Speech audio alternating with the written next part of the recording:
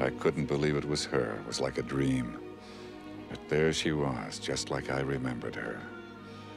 That delicately beautiful face, and a body that could melt a cheese sandwich from across the room. And breasts that seemed to say, hey, look at these. She was the kind of woman that made you want to drop to your knees and thank God you were a man. Yeah. She reminded me of my mother, all right, no doubt about it. But you're not still obsessed with our relationship, are you? Obsessed? Who's obsessed? Just because you backed out on the wedding 2 years ago, I've forgotten all about it. It's ancient history, like the Democratic Party. Frank? He was in tears, in church, crying like a baby. A nice party, Habsburg. See a lot of familiar facelifts. Drebin. Frank Drebin, I believe I've used some of your restrooms. I'm sure you have. Are you in some way connected with the Institute? Well, not officially, but as a matter of fact, Jane and I have been seeing quite a lot of each other lately. How's my little hellcat? Well, that's great. I've been dating, too. Nice girl, an author. She wrote the book on male sexual dysfunction. You've probably read it. I beg your pardon. Frank, please. Oh, it's all right. I'm sure that we can handle this situation maturely, just like the responsible adults that we are. Isn't that right, Mr. Poopy Pants? That does it. Frank, Quentin, maybe you should excuse us. Anything you wish, my darling. Give me the strongest thing you got. On second thought, how about a Black Russian? Very well, sir. I guess I'm just...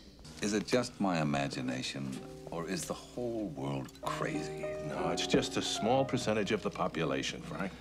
I hope you're right. It's just that I don't know if I fit anymore.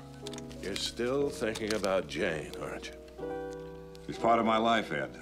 Always will be. Think about her constantly. But it's done. The minute I heard her say, get out of my life forever, I knew it was over. You know, sometimes I think about you and Edna. That's when I envy you, Ed, because you have someone. You have the same person every day for over 30 years. You wake up with her, you eat with her, you sleep with her, make love to the same woman.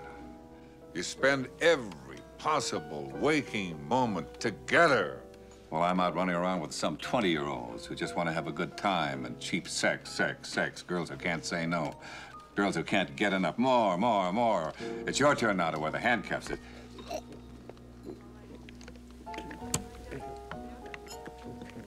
Didn't you get the letters I sent you? Every one of them. Didn't open them. Tore them up, threw them in the fire. Then you didn't get the check for $75,000 that your uncle left you in his will? You were always busy trying to save the end zone layer. Ozone layer. Oh, Frank, you never tried to understand. How can you say that? When I sank every penny I had into buying that 1,000 acres of Brazilian rainforest, then I had it slashed and burned so we could build our dream house. Frank, how could you be so insensitive? Insensitive? Oh, you... Well, I see a certain kitten still knows how to scratch. After getting a good night's sleep, I decided to head back to police headquarters.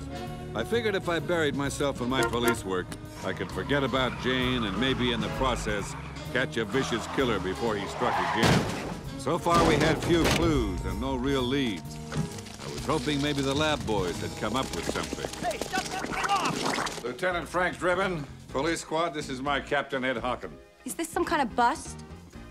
Well, it's very impressive, yes, but we need to ask you a few questions. Oh, hi, Frank. Say, we got that model D83 Swedish Sure Grip suck machine in that you ordered. It's a gift.